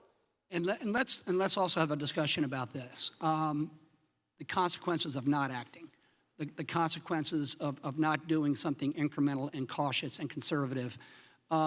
did you know that one of those consequences, were you here when I put the video of Margaret Richardson up on the screen when she talked about her condition? Yes, sir. And I've actually had the chance to meet her. And she's testified a couple of times before the Medical Affairs Subcommittee. Were you aware of that? Yes, sir.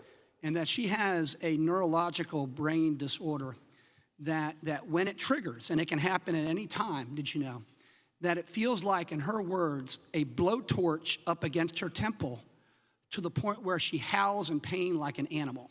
Do you remember her testifying? I remember her talking about the excruciating pain and how difficult it was, and the pain was so unbearable that if we didn't provide some kind of legal framework for her to do that safely, effectively, and within the confines of the law, that it's so bad you may have to look elsewhere, including going to other states or buying things that aren't safe. And did you know that in terms of and she's an extremely culturally conservative woman, and did you know that she had surgery to try to alleviate this particular problem? She had brain surgery, extensive brain surgery, to try to correct that problem. Were you aware? I don't recall that, but I'm glad you told me.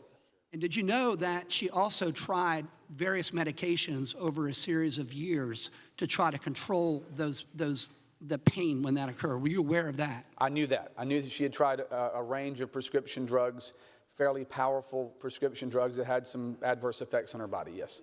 And do you realize that after having the surgery and after trying every prescription medication that doctors prescribed and authorized or suggested for her to try, that the thing that finally provided her some relief was that she would take one hit or toke off of a marijuana cigarette or cannabis, and the pain went away like that? I didn't remember how she took delivery of it, but I knew that the cannabis product helped her, yes. You think she's lying when she says No, that? I don't think so. Having met her and having watched the video you played and having had the chance to meet her, I don't believe in any way, shape, or form she was lying. I think she was actually being very, it was a cathartic moment for her to tell us about it. She seemed very, very convincing. I believe it was true. So when that testimony was given in subcommittee, right after her, there was a SLED officer who came up and testified. And I said to that SLED officer, I said, I want you to imagine something. I want to imagine that you're lying in bed, or let's do this. I think I said your daughter has this condition that Mrs. Richardson has. And when it hits, she howls in pain. And there's no medications whatsoever or prescription drugs that can provide relief, but that the use of this THC medicine provides instant relief. What would you do in that case? Did you know that I asked that SLED officer that case? You know what the response was? I would tell my child that she had to suffer that pain until such time as the federal government said it was legal for me to give it to her. And did you know what I said? I said, I don't believe you. I don't believe the answer to that question. And I don't think anybody in this room, if they were presented with those facts, would answer by saying, I'm really sorry. You'll have to continue screaming in your bedroom until there are the clinical trials and the FDA goes through all these things and says it's okay because that's what we're going to do. I just don't believe that. I don't believe that. Well, Senator, I'll tell you, you made me write something on my paper thinking about that. And all due respect to the gentleman that testified, I didn't see that exchange. What I would suggest, and this goes back to why I want to have these safety parameters in place where people can buy these legally, safely, and under the right conditions. That reminds me of an answer some of y'all probably remember with Governor Dukakis when he ran against the first President Bush. And he was asked, if somebody kills your wife, Kitty, what would you do about it? And he launches into this explanation of talking about, well, I don't believe in the death penalty, so I wouldn't do anything to her. Well, it was a terrible answer. I mean, I'm paraphrasing. But Dukakis' answer probably cost him the election because people didn't believe it. To the point that you just made when he said, well, if my wife, Kitty, got killed, I would just take time and go meet with a lawyer. I mean, look, the answer to that for anybody else, if somebody murdered your spouse, you're going to want to go get them yourself. So the point to your question is I think that's disingenuous answer. If your child is in writhing pain, your spouse is in writhing pain, and nothing works, you're not going to say, well, yeah, let's just wait till there's a reg pass. That's why we need to provide the right framework where people can get natural relief without breaking the law, endangering other people, or driving while high. And did you know so for 14 years, 2014, 12 years, I've been trying to figure out a way that Margaret Richardson can legally access the only thing that addresses that pain. And for 12 years, we've failed her. For 12 years, this state has failed to put in place a system that allows her to safely and legally access something that her doctor and that herself say is the only thing that provides her relief. And did you know, Senator, that one of the consequences for us not acting in this space is to say to her, you have to continue going out and buying this substance illegally, not knowing what's in it, not having it tested to see if there's adulterants in it or if there's fentanyl in it or if it's safe to consume. She does that, and we're saying to her, that's the best we can do for you, is go ahead and do that. Senator, I don't accept, do you accept that? I think essentially we're risking her life to do it because one of the reasons, you may know, Senator, that when I first came to this body, I didn't exactly know where I might be on that issue with medical cannabis until I heard, I think I can probably tell you, there were several things that did, but that was the most powerful testimony, what she said throughout the multiple times she provided testimony, that helped to change my mind on it. Because I thought, all right, this is a naturally occurring substance that helps somebody when nothing else has. And you're forcing her into a Hobbesian choice of becoming a criminal or crying out in pain for the rest of her adult life. And then if she does choose the path to buying something she can't legally obtain safely and with the right protocols in place, it may well lead to her death if it's laced with the wrong thing or improperly compounded or synthetic from China. I believe that we have an obligation as a state government, absolutely, to protect our people, to protect minors from something that might be really harmful to them, particularly if they go pop a can of 20 milligrams, which we're not going to allow anymore, but these 20 milligram cans and a kid drinks it, that's terrible. We need to put parameters around that. Here's what's going to happen. We're going to do one of two things. We chose not to ban the drinks, obviously, so far. We've chosen not to do that. We've chosen the right pathway of proper good regulation. In my view, it's inconsistent to now say we're going to ban gummies, shut down 8,000 stores, and put a lot of people into a precarious position. But if we don't do anything that's reasonable, where we provide safety regulations, age restrictions, and certificates of analysis and things of that nature, then we're going to end up defaulting back to where it is now, which is far more dangerous, where people can buy anything they want at any age they want without any analysis, period. I've long believed that proper regulation and safety protocols is better to doing nothing. Did you know that when we had the subcommittee hearings talk about things that are persuasive or that make people change their minds, that we had veterans in veterans groups that would come before us in subcommittee and talk about the suicides and the suicidal ideations and just what veterans end up doing from PTSD. Sometimes they came in with their prescription bottles and they would line up the 15 or 16 prescription bottles saying, these are the things that doctors have prescribed to me so that I can be cured of my suicidal ideations, and they're destroying my body, or they don't work, or they aren't effective. And over and over again, we heard that from veterans, and not only veterans, but veterans associations and the VA. And did you know that when I point those things out to those that, in good faith, because of what they believe, oppose medical marijuana because they're afraid of the harms it's going to cause, did you know that they have to own that? They have to own the fact that we're not letting veterans take something that is demonstrably providing relief. They have to own the fact that Margaret Richardson has to go out there and do something illegal so she doesn't howl in pain like an animal. And just, did you know, Senator, that when you ask them those questions, they deflect and they say things like, well, I'm okay with medical marijuana. I just wanted to go through the FDA clinical trials process. And did you know, Senator, that you can't have clinical trials because it's a Schedule I drug? That's right. Okay, so it's in my judgment, it's a disingenuous response. Because when you say, I'm fine with giving the relief to veterans, I'm fine with giving the relief to Mrs. Richardson, I just wanted to go through the clinical trials and the FDA testing process before we allow it. Did you know, Senator, that's tantamount to saying they can't have it? Well, Senator, it also says, and look, again, I think you talk about this somewhat goes back to philosophy. I'm not one of these folks that says government has no role. I mean, we're not anarchists that say there's no role for government or proper regulation. But there's also the flip side of saying we believe government should just be the heavy hand and be a nanny state. And to me, I appreciate that President Trump actually, earlier this year, or last year now, we're in 26, took the position of backing off on some of this. I mean, President Trump's been very signaled very pro these alternative options, right, compared to other presidents. As a Health and Human Secretary. So is Secretary Kennedy, that's right. Yeah. And so I think that's a positive thing. You know, on the one hand, I always laugh, and I'm not trying to be a smarty when I say it, I always kind of laugh when on the one hand we say, gosh, we don't trust government to be big and bloated and bureaucratic, but whenever it's something we want it to do, then we love it. It's just like with judges. We'll take the issue of judges. And I say this about my own party, our party. You know, we lament when justices and judges get activist on what we view as the political left. We don't like that. I don't like that.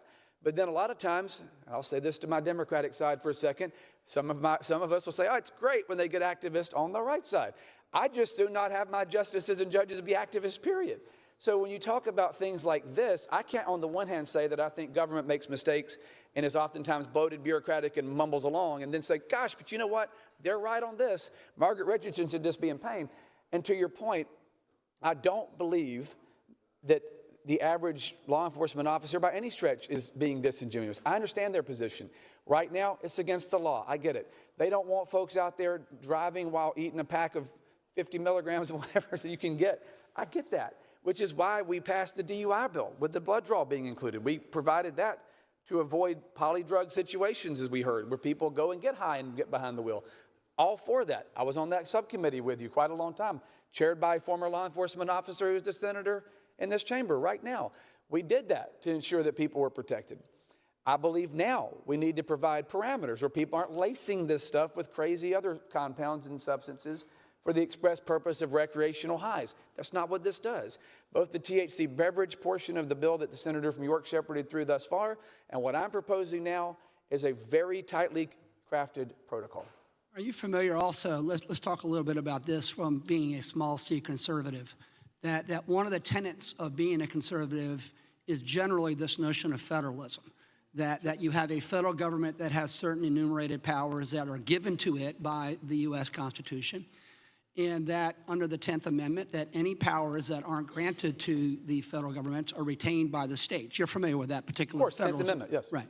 And isn't it true that conservatives, not all conservatives, I mean, maybe you have some nationalist conservatives or you have some others that deviate from this, but classic conservatism or classic liberalism believes in federalism, do they not? They believe in constraining federal power and deference to state power in most instances. Is that true? This is where I would say politics has a certain historical cycle to it, right? And terms change and morph over time. What you were just referred to the term classical liberalism. Now, I have to be nervous saying this when there's a TV camera running because somebody will clip that part. I would say I've generally largely skewed toward what you'd call a classic liberalism, because classic liberalism in the Western tradition has been the government doesn't get in your way and you don't let government be expansive, right? So classic liberalism is now what we call conservatism. And we never should have, and speaking for myself, we never should have surrendered that word and given that word to the Democrats. I mean, that's a powerful word. I agree. I kind of want that word back. Yeah, I kind of want it back. Liberal is, as you say, classic liberalism is Burke. That's Burkean philosophy. It's the opposite of state control. It's the opposite of bloated bureaucracy. Right. It's the opposite of the government taxing you out of existence, shutting down your life, or preventing you from making choices for yourself. That is classic liberalism, which we would now largely describe as conservatism. And so in terms of being a conservative, which I am, you definitely usually are more deferential to states or you would rather have states act in certain spaces. And did you know that the federal law that speaks to marijuana and that made it a Schedule III drug is the Controlled Substances Act that was passed back when Nixon was president, which not too much of a historical aside, but he did it against the advice of the American Medical Association at that time. I don't know if you knew that. They opposed it and he pushed it through anyway, yeah. And it was a cultural cudgel. Did you know that? Because he hated those hippies that were out there protesting the Vietnam War. I also wouldn't call Richard Nixon a classical liberal or what would be not now a conservative. He also believed in market controls on gas prices and a whole range of other things, so yeah. But did you know in that Controlled Substances Act that was passed by the federal government that act on its face talks about it not usurping or preempting the state's ability to act in a space that is for the health and safety of their citizens. It's pretty clearly enumerated in there, yeah. Right, right. And did you know that that is why, in large measure, you've got 39 states with medical marijuana laws, and not one of them has been invalidated, okay, as being violative of federal law, because of this deference to the states in this federal context. And so, did you know that I find it inconsistent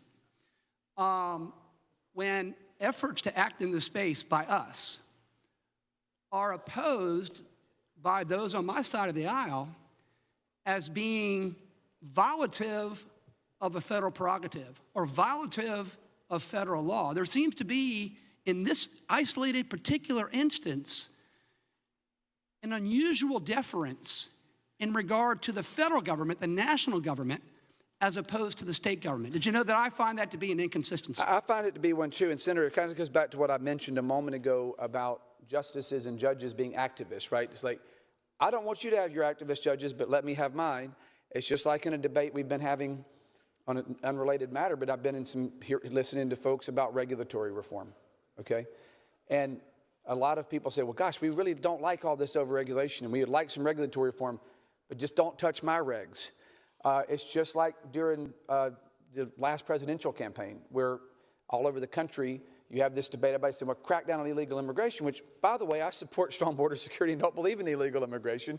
I actually remember somebody saying, I don't think they remembered it was on camera, I don't believe in illegal immigration, just don't mess with my illegals. Okay, that's the point. It's hypocritical, it's inconsistent. You cannot say that you're a limited government conservative and believe and letting people have rights to their lives if we're going to try to nanny state everything. Now, again, that doesn't mean the government, the state, doesn't have a role to ensure that terrible things aren't allowed to just flood in the streets. Obviously, I'm not going to sit here and say I believe in legalizing fentanyl or anything like that we know is deadly. But we know something is helpful. If you can provide proper parameters and guideposts, that is far better than the heavy hand of government. And even Justice Brandeis, back in the day, called the states the laboratories of innovation. I don't think Brandeis was ever accused of being a raging Republican. Let me ask you this question. You brought up consistency. We had a vote earlier in this debate, did we not, on whether or not to ban THC products or to regulate them? Well, we did it specifically as, more specifically to the drinks, but in general, yeah, because the underlying subcommittee amendment already bans all of this. So, yeah, it was essentially just ban it all completely, and this Senate rejected that. And so I think the vote was along the lines of, I'm going to get the numbers not exactly right, but maybe 23-17 or something like that. I think that's actually right. I think that's whatever. But anyway, so it'll be interesting when we vote on your amendment here, because I would think that it would still be a 23-17 in favor of your amendment, because 23 members voted to regulate THC in the form of an infused beverage. Yes. Why would those 23 vote in favor of that so that individuals can have a cocktail or a beverage or whatever it is, but not allow the same thing in regard to somebody who wants to access it because of chronic pain or because of nausea or because they have chemotherapy and they need an appetite stimulant or for a medicinal reason?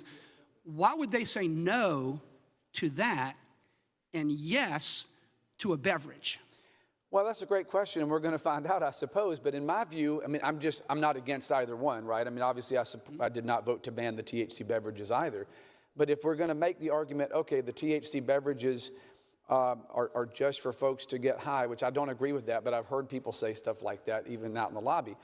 For a lot of folks, that's not true. Most people I know, that's not true. But this is, if you're going to get down to therapeutic or medicinal, I mean, look, I've got several more of these in here. They all look very similar. I mean, it's well packaged, looks like a supplement. I think we could agree that looks like a supplement.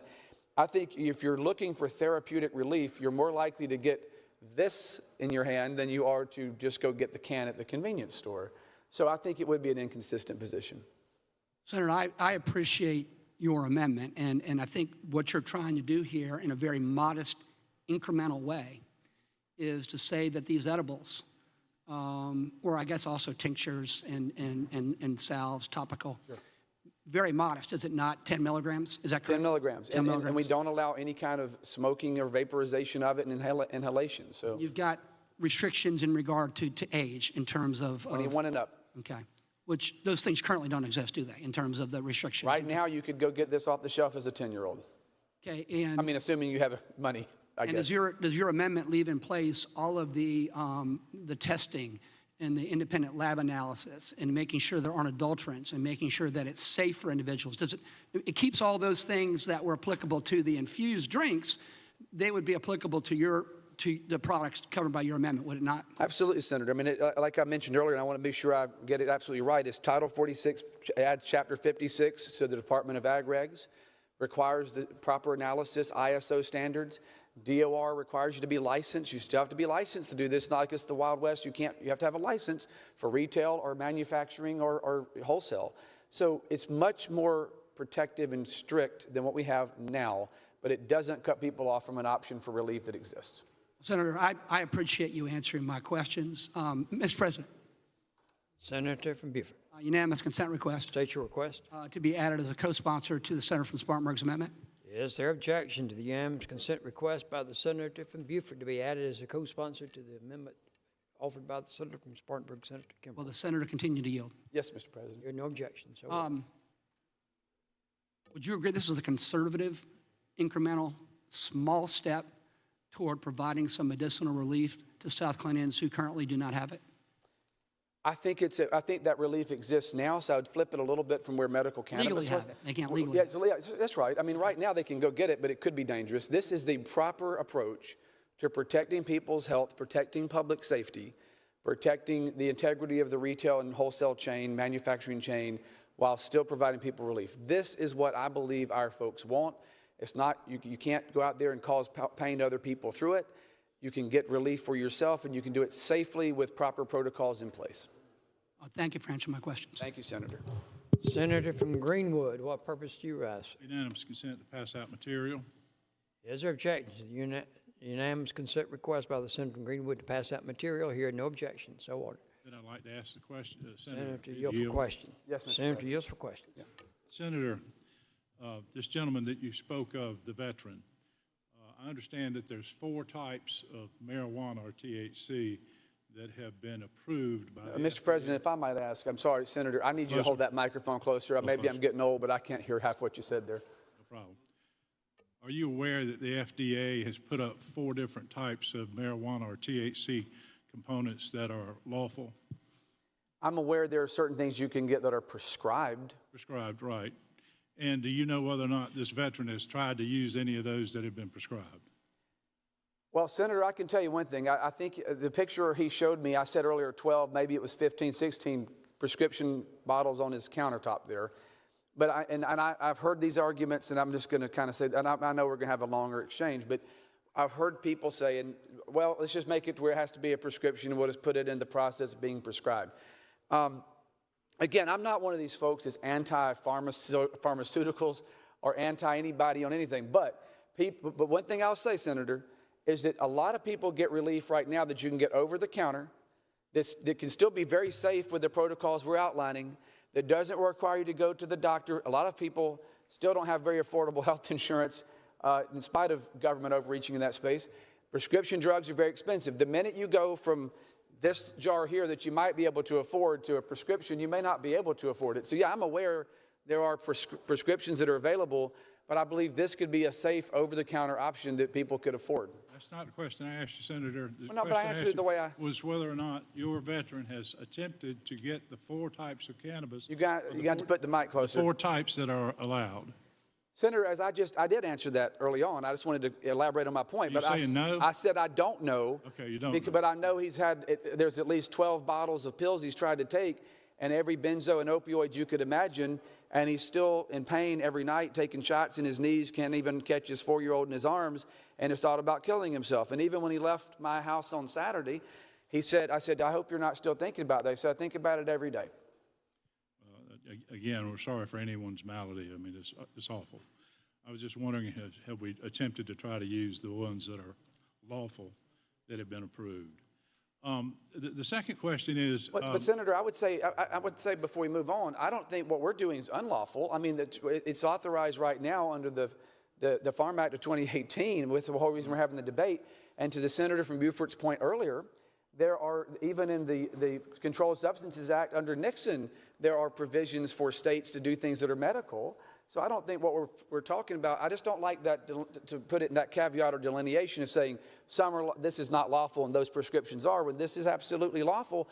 And right now, it's actually way more accessible than if we pass a bill with really good regulations on it. You're going to make a good candidate for governor, not answer the question, but I get it. I get it. Let's get to I thought I answered it. Tell me about your edibles. Do your edibles include, let's say, shortcake? I'm sorry. A shortcake? Shortcake? Shortcake, yeah. Or fudge, or... No, in fact, if you go on into the amendment, I don't know if you could have a shortcake gummy. If you go through here, I'd have to look at exactly which page. I looked at edibles, and it didn't seem to... No, we have in there where there's certain pectins and all that are even prohibited from it, okay? So, I mean, it's referring to gelatin-style products for a gummy. It's not a shortcake. It's not a brownie. Nobody's given anybody a marijuana brownie under my amendment, Senator. I mean, you said a By while the way, ago it's that not it wasn't marijuana, but I that said you it can't was... even do a hemp brownie under this. It's not hemp. Okay, It's not a brownie. It's a gummy. So you can't put one of these in the middle of a brownie and sell it. Is that what you're saying? Not legally. I mean, I don't. I mean, you're asking. I'm asking you about your... No, I'm saying, Senator, we do not contemplate in here. If you read, there's packaging requirements that it can't be appealing to children. You can't have it in the shape of like dinosaurs or whatever. I mean, I have to read exactly what we said, animals, things like that. In other words, you can't have a pack of non-synthetic cannabinoid gummies that are shaped like dinosaurs and say, get the T-Rex flavor. I mean, we're trying to be very intentional about staying away from kids. No, you could not sell under this amendment a brownie with a gummy bear stuck in the middle of it. No, you couldn't do that. Now, if somebody takes it home and puts it in the middle of their brownie, I can't stop them from doing that, but I don't know, we're still going to have the same protocols and protections. Okay. It's just a slippery slope. It seems to me that, one minute we're talking about, drinks, then we're talking about gummies. Well, what are we going to be talking about next? Before this debate is over, how many more different ways and varieties are we going to make it available to the public? Well, Senator, here's what I would say in response to that. I always have a hard time with some of those slippery slope arguments, because if we're saying that it's okay to have a 5 milligram can or a 10 milligram can, but you can't have up to a 10 milligram gummy, I don't understand, frankly, what the difference is. And honestly, I'll go back to what I said earlier, Senator. If we're trying to get at that we don't want people just doing this just to get high and drive down the highway, which we don't allow, this looks a lot more medical than even the cans do. So I don't see how it's a slippery slope to say the same limitations exist here than they would in the cans, and we're not putting 8,000 businesses out of business that exist right now legally in South Carolina, but we're providing parameters around it being abused. Well, do you agree that the way this came about was a loophole that in the federal law that got passed for hemp, that the whole reason that we're even having this discussion is a loophole was used, an improper loophole, or a loophole that was used by people to get around the law is the way it was in South Carolina. You'd agree, would you not, that what happened there was a loophole and it's illegal? I would not agree with your characterization of it. Right, I mean, so you don't believe it's illegal? Look, I think that there were some folks that knew. It's just like everything else. I mean, you guys in the legal field know how to do this pretty well. Is you make an argument, and a lot of lawyers decided and advised these stores that this was legal. Major firms advised them that it was legal, and so you can characterize it however you want. But the point is, it was described as legal. You can call it a loophole, but it's legal in South Carolina right now. But they couldn't do through the front door what they did through the back door. Would you agree with that? I don't agree with that, Senator, because what I'm saying is it was allowed by federal law. I understand we're now saying we understand that the consequences were there were no age restrictions on there. We're trying to do that the right way. But I'd go back to the idea of federalism, and the state needs to take an interest in protecting against it being abused for minors, et cetera. But it's legal right now. So I just don't think these folks, I would not characterize every one of those 8,000 store owners is somebody who tried to exploit some back door and do something shady or nefarious. Okay. But the reason that we're doing this, or we're trying to do this, is because we don't want to stop them from selling something that many of us consider to be illegal, period. Is that right? Well, it's not illegal, Senator, and we're not. That's your opinion. I will I tell think you that's that the there are opinion many, right now. many lawyers who've declared in South Carolina that that is an illegal product. Many lawyers. Senator, I don't know many that have ever said that. I mean, you may have that opinion, but it's obviously not illegal. They're not being raided and shut down because they are should allowed be. to do it under federal law. They should have been. Well, that's your opinion, Senator. It That's is. your opinion. That's right. And But what I'm saying, and we're but debating it. let me add, but I can't ask you the question, but I would say there are plenty of, I know of a case in the upstate where a doctor, and I have a great respect for doctors, by the way, okay, I really do, and I've always been pro-physician. So I don't want this to sound like I'm beating up physicians, because I'm not, but you've throughout this debate deferred to it needs to be the doctor who does it, the doctor who does it, the doctor prescribes it, and everything will be great, except for there were several cases, one case in my county particularly, where we had a doctor, and I'm not saying this person was trying to be a bad person either, but they had people who were in chronic pain constantly, so she just wrote opioid prescription after opioid prescription after opioid prescription. And you notice we've cracked down on that, and so she ended up having some problems with her medical license over it. So, I mean, you can't just say the solution is it's prescribed by a doctor and that's going to make the world better. I know a lot of folks that have died from opioids, or I know of families who've lost people to opioids who haven't lost it because of a gummy. Senator, I'm quite aware of opioid addiction. I understand it real well. Now, let me ask you this. I know of a gummy. There's a case recently in South Carolina where someone ate a gummy and became so intoxicated that they shot one of their neighbors, one of the people that was in there with him, thought it was a masked gunman, killed one and shot another one. Are you aware of that? I'm not aware of that specific story, but here's what I would say to that. We're limiting these, I mean, I don't know, you're saying gummy pretty generically. I mean, it could have been something beyond what we're talking about here. I mean, I can't confirm that was a hemp gummy that's 10 milligrams or less like we're talking about here. But, I mean, there's a whole lot of things people take that are far more, I mean, you're talking about hemp versus marijuana here. There's not any difference There is between difference. hemp and marijuana. As we've talked about before, same plant. when you go to this kind of limitation, it's not the same plant. I mean, marijuana is far more potent than a hemp plant. THC but I can't say. is Let me exactly finish my the answer, same Senator. thing. Let's maintain the decorum of the exchange.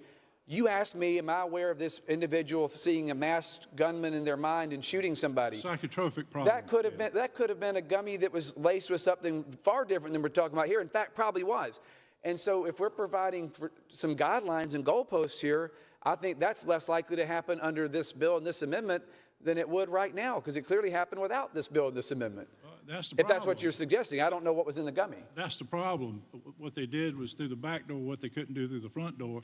They wouldn't have had it at all had it not been through the back door. Senator, this has been in the market for quite a long time. It doesn't matter how long it's been there. It's wrong. You know it's wrong. Everybody who knows anything about this knows it's wrong. Senator, I They disagree did with that. through the back No, I door what disagree they with that couldn't do through the front characterization door. because you put words in my mouth there saying that I know that it's wrong. I know that it's wrong to get high and drive a car. Yes, I know it's wrong to get, morally, as I believe spiritually, yes, getting high is wrong. Okay, but Senator, there is a way that you can have therapeutic relief, or even folks that want to drink a THC drink that aren't getting high and driving cars. I mean, the same argument could be made. I mean, I wouldn't think you want to ban people from having a glass of wine at the Wild Wings or something. I mean, anything can be abused, Senator. I'm not suggesting that. All I'm saying is we're talking not about wine. We're not talking about spirits, liquor. We're talking about marijuana. Can you please put the microphone back? You moved that microphone. THC or hemp, either one. THC or hemp, either one. It's I all don't- the same thing. It's a distinction without a difference. I do not know, with proper regulation, to prevent this from being in the hands of kids, that we now have the DUI bill that has the authorization for blood draws. I don't see how this is any different. And if you say you just suggested you didn't want to ban somebody having a glass of wine or a beer, I would suggest that the reason we have regulations around that, right? We have regulations around that. You can't drink to the point you're 0.08 and drive a car, and we all agree on that. Of course, I agree on that. I don't think a minor should be able to go drink a liquor drink or beer or wine. But we have proper regulations and guidelines around it. In this particular case right now, however you describe what happened with the 2018 bill, it's legal. People are using it underage, and I totally agree, and I want to say it again because I think it's somewhat being implied that maybe I don't, that it needs to be regulated to 21 and up. I obviously support that with the beverages. I support it and this amendment with the gummies. But that doesn't mean I want to ban it from existing and ban people from getting some relief. In the case of, this is a therapeutic company here. They're not just selling, this isn't going to kids even now. This has got a certificate of analysis even now. I think the product I'm holding in my hand is probably what we want to be trending toward. The only difference is we're going to limit it at 10 milligrams. But there's a way for people to get relief that is safe and effective, that has got certificate of analysis. Kids can't buy it. I think that's an improvement. Well, you know this General Assembly did not pass medical marijuana. You agree with that? The Senate did. Did the General Assembly pass marijuana, yes or no? Senator, I'm going to answer the way I'm going to answer. I said the Senate did. The House did. The House didn't get a vote on it. The House, the last time, if I recall, it was ruled out. It was a point of order that was brought up. There was not an up or down vote in the House. To my knowledge, I don't know if there has been one. It was ruled out of order. The Senate General passed Assembly passed medicinal marijuana. I've answered the question, Senator. Yes or no? I mean, has it? I answered the way the General Assembly, obviously, Senator, you're a smart guy. If it passed the Senate and didn't pass the House, you already know the answer to that. Well, I'm asking you. I'm not going to answer it differently than I've answered it. All right, that's fine. All right. So can you read to me precisely where it's limited just to gummies? Can you give that to me? That's not the way I read it.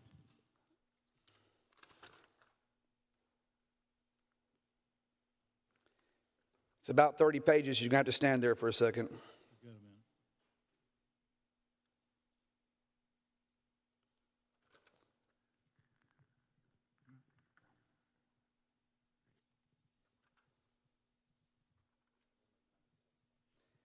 That's fine, Senator. I'm going to have, you got to give me a minute. I mean, That's fine. the point is the packaging's prescribed. It's consumables, not vapes. You can't vape it. You can't inhale it. You can't put it in brownies, to your point. So that's. Thank you. Senator from Charleston, Senator Campson, what purpose do you rise? Permission to distribute materials. Unanimous consent request that the senator from Charleston has provided Senator Campson to distribute material to the membership. Is there objection to the unanimous consent request? Hearing no objection. So ordered. Senator from Charleston, Senator Lieber, what purpose do you rise, sir? Unanimous consent request State your request. to be added as a sponsor on Senator's amendment. Is there objection to the senator from Charleston, Senator Lieber, being added as a co-sponsor on the pending amendment? Hearing no objection, so ordered. Senator from Spartanburg, Senator Kimball, continues to hold the floor. Thank you, Mr. President. I would answer the question from the senator from Greenwood. On page 4, you're talking about the definition of hemp-derived consumable product means a finished product derived from hemp that is intended for human consumption. And then it enumerates here, hemp-derived consumable products must be in the following form: edibles, gummies, capsules, or oils for ingestion. Again, it says definition excludes topical products, seeds, or seed-derived ingredients generally recognized as safe by the Food and Drug Administration. And then it starts to enumerate testing, laboratory requirements, accreditation under ISO, IEC. That's page 4 and 5 of the amendment. Mr. President, I would move adoption if there's no further questions. Pending question is adoption of the amendment. Senator from York, Senator Johnson, what purpose do you rise? Well, I appreciate the senator from Spartanburg's amendment and see what he is trying to do. I move to table. Motion is to table the amendment. Roll call has been requested to 5 members. Second to call. 1, 2, 3, 4, 5. More than 5. Roll call is ordered. Clerk, ring the bell.